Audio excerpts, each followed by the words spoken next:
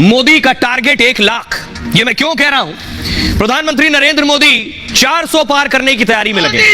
प्रधानमंत्री मोदी आज थे बिहार के जमुई में, नीतीश कुमार भी मंच पर मौजूद थे। जमुई से, बिहार से सीधे प्रधानमंत्री, अगली तस्वीर दिखाऊं, पहुंचे कूच बिहार, पश्चिम बंगाल के कूच बिहार की तस्वीर है। प्रधानमंत्री नरेंद्र मोदी ने रोड शो किया और वहां रैली को संबोधित किया। लेकिन दूसरी तरफ कैसे 400 पार जाएंगे? इसलिए ये जो आप तस्वीर देख रहे हैं, इसे कहते हैं कांग्रेस की कोठरी। इनकी पार्टी के नेता कह रहे हैं ये लॉबी है 4-5 लोगों की, और इस लॉबी की वजह से कांग्रेस में पतझड़ आई है। हर आदमी छोड़ छोड़ के भाग रहा है। यही 5 आदमी सब तय करते हैं, यही 5 आदमी जिनकी सुनी जाती है, इसलिए भगदड़ मची है। मैं आपको बताऊं, पिछले 24 घंटे में 3 विकेट गिर गए कांग्रेस के। तीनों बड़े बड़े नेता, एक प्रवक्ता, एक बॉक्सर और एक सांसद रहे। 3 नेताओं ने कांग्रेस पार्टी से पाला झाड़ लिया है। लेकिन बड़ा ताज्जुब है, जो राहुल गांधी के साथ यात्रा में गया, उन सब ने पार्टी छोड़ दी। ऐसा क्यों? जोड़ो यात्रा से छोड़ो की शुरुआत हो रही है। ये देख रहे हैं, जोड़ो यात्रा पर थे संजय निरुपम, पार्टी छोड़ दी। अगली तस्वीर दिखाऊं, आज प्रेस कॉन्फ्रेंस करके ऐलान किया कि पार्टी को टाटा कह दिया। अगली तस्वीर दिखाऊं, यह है गौरव वल्लभ, राहुल गांधी के साथी और कांग्रेस के प्रवक्ता। इन्हें आपने टीवी पर देखा होगा कांग्रेस की पैरवी करते हुए। इन्होंने पार्टी छोड़कर, अगली तस्वीर दिखाऊं, बीजेपी ज्वाइन कर ली आज। एक और नेता जो भारत जोड़ो यात्रा में राहुल के साथ थे, विजेंदर, ये जोड़ो वाले भी छोड़ गए। अगली तस्वीर दिखाऊं, छोड़कर बीजेपी ज्वाइन कर ली। अगले नेता जो राहुल की जोड़ो यात्रा में शामिल थे, मिलिंद देवड़ा, आप देख रहे हैं, महाराष्ट्र के बड़े नेता मुरली देवड़ा के सुपुत्र, ये भी जोड़ो यात्रा में थे, इन्होंने भी पार्टी छोड़ दी। अगला नेता देखिए जो जोड़ो यात्रा में था, वो है रवनीत बिट्टू। रवनीत बिट्टू ने भी जोड़ो के बाद पार्टी छोड़ दी और बीजेपी ज्वाइन कर ली। अगली तस्वीर दिखाऊं मैं आपको, नवीन जिंदल भी उन नेताओं में शुमार है, राहुल गांधी के करीबी रहे। पूरा जिंदल परिवार कांग्रेस पार्टी के करीबी रहा। अगली तस्वीर दिखाऊं, बीजेपी ज्वाइन कर ली, नवीन जिंदल ने भी। ये तस्वीर आप देख रहे हैं। तो ये जोड़ो और छोड़ो निरंतर चल रहा है। अगली तस्वीर देखिए जरा, जोड़ो यात्रा में अशोक चौहान भी शामिल थे। जोड़ो यात्रा के बाद अगली तस्वीर देखिए, पार्टी छोड़ दी, बीजेपी ज्वाइन कर ली। तो लंबी लिस्ट है। एक और तस्वीर मैं आपको दिखाऊं, ये आप देख रहे हैं प्रमोद कृष्णम। प्रमोद कृष्णम भी जोड़ो यात्रा में थे। प्रमोद कृष्णम साहब खड़े हैं, इन्होंने भी पार्टी छोड़ दी और बीजेपी ज्वाइन कर ली। तो बात यह है, 1 लाख कांग्रेस और विरोधी दलों के नेता कार्यकर्ता, थोड़े बहुत नहीं, 1 लाख लोकसभा चुनाव से पहले मोदी के साथ होंगे। ये रिपोर्ट देखिए।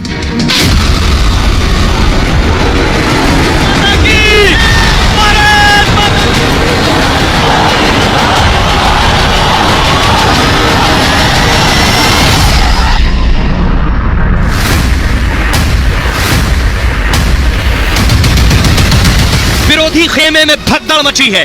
ये भागम भाग बेवजह नहीं है। प्रधानमंत्री नरेंद्र मोदी का पूरा फोकस इस बार हैट्रिक पर है, तीसरी बार वो भी 400 पार के साथ। इसके साथ ही मोदी टारगेट 1 लाख पर भी काम कर रहे हैं। चुनाव से पहले पीएम मोदी और बीजेपी का विरोधियों के पाले से 1 लाख नेताओं और कार्यकर्ताओं को बीजेपी में जोड़ने का टारगेट है। देखिए, डूबते जहाज पे कौन रुकना चाहेगा? कांग्रेस एक डूबता जहाज है, और फिर जिसके कैप्टन राहुल गांधी हो, उस जहाज में कोई नहीं रुक पाएगा। छलांग लगा लगा के लोग भाग रहे हैं, और भी जाएंगे। चुनाव के बीच में भी बहुत लोग जाएंगे। प्रधानमंत्री के इस टारगेट पर बीजेपी के दिग्गज नेता बेहद तेजी से काम कर रहे हैं। मैं 24 घंटे में कांग्रेस के 3 दिग्गज नेता पार्टी छोड़ चुके हैं। 2 नेताओं ने तो बीजेपी का दामन थाम लिया है, तीसरे नेता की बातचीत अभी चल रही है। विकसित भारत की जो संकल्पना है, उसको आगे ले जाने के लिए जो आइडियोलॉजी ने मुझे आकर्षित किया, और मैंने आज भारतीय जनता पार्टी ज्वाइन करी। अब आइए आपको बताऊं कि ये जो नेता हैं, ये मोदी के साथ क्यों जुड़ते चले जा रहे हैं। ये कांग्रेस के नेता, दूसरी पार्टियों के नेता क्यों मोदी के साथ जुड़ रहे हैं? बेवजह नहीं जुड़ रहे हैं। बाकायदा मोदी ने इसके लिए एक बड़ा प्लान बनाया है, बाकायदा इसकी तैयारी की गई है। ये सब बेवजह नहीं हो रहा है। कैसे हो रहा है ये मैं आपको बताता हूं। ये कांग्रेस का बूथ है, खाली पड़ा है, छोड़कर चले गए सब, और कुछ दिन आएगा सिर्फ गांधी परिवार ही बचेगा। इधर देखिए, लोकसभा चुनाव में मोदी का टारगेट है 400 सीटों का। इसके साथ एक और टारगेट पर तेजी से काम चल रहा है। चुनाव से पहले 1 लाख नेताओं और कार्यकर्ताओं को बीजेपी के साथ जोड़ना है। विपक्ष और खासकर कांग्रेस के नेताओं को शामिल करना है। इस टारगेट पर बीजेपी बहुत तेजी से आगे बढ़ रही है। 80,000 से ज्यादा नेता कार्यकर्ता बीजेपी ज्वाइन कर चुके हैं। जी हां, बड़ी खबर यह है कि 80,000 से ज्यादा नेता कार्यकर्ता पहले ही मोदी के साथ आ चुके हैं। हर दिन कोई ना कोई बड़ा चेहरा कमल थाम रहा है। पिछले 24 घंटे में कांग्रेस के 2 दिग्गज नेता बीजेपी में शामिल हो चुके हैं। मोदी के विकास के विजन की तारीफ करते हुए बीजेपी में शामिल हुए। राष्ट्रीय स्तर ही नहीं, जिला स्तर के नेता भी पार्टी में शामिल हो रहे हैं। मध्य प्रदेश में अकेले 17,000 नेता कार्यकर्ताओं ने कांग्रेस पार्टी छोड़ दी। सभी 17,000 नेता कार्यकर्ताओं ने बीजेपी का कमल थाम लिया।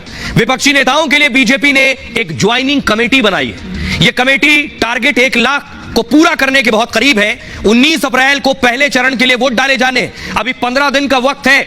ज्वाइनिंग टीम के पास 80,000 का आंकड़ा पहले ही पार हो चुका है। वोटिंग से पहले संभव है 1 लाख आसानी से पूरा हो जाएगा।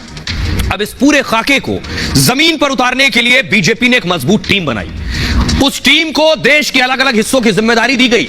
बीजेपी के वो 5 रत्न कौन से हैं देखिए जरा, ये भारत का नक्शा है। इन 5 लोगों को, ये ज्वाइनिंग बीजेपी की ज्वाइनिंग कमेटी के सदस्य हैं। आप सबसे ऊपर देख रहे हैं, उत्तर की जो जिम्मेदारी है वो मंत्री अनुराग ठाकुर साहब को दी गई। इसके अलावा मध्य भारत की जिम्मेदारी भूपेंद्र यादव को दी गई। दक्षिण भारत की जिम्मेदारी राजीव चंद्रशेखर जो मंत्री हैं उन्हें दी गई। पश्चिम भारत की जिम्मेदारी विनोद तावड़े को दी गई और पूर्वी भारत की जिम्मेदारी रविशंकर प्रसाद साहब को दी गई। बीजेपी की ज्वाइनिंग कमेटी में पार्टी के इन दिग्गज नेताओं को शामिल किया गया। किसी भी नेता को ऐसे ही पार्टी में शामिल नहीं कराया जा रहा है। यह कमेटी उन नेताओं के ट्रैक रिकॉर्ड पर नजर रखती है। कमेटी के सदस्यों को अलग अलग जोन की जिम्मेदारी दी गई है।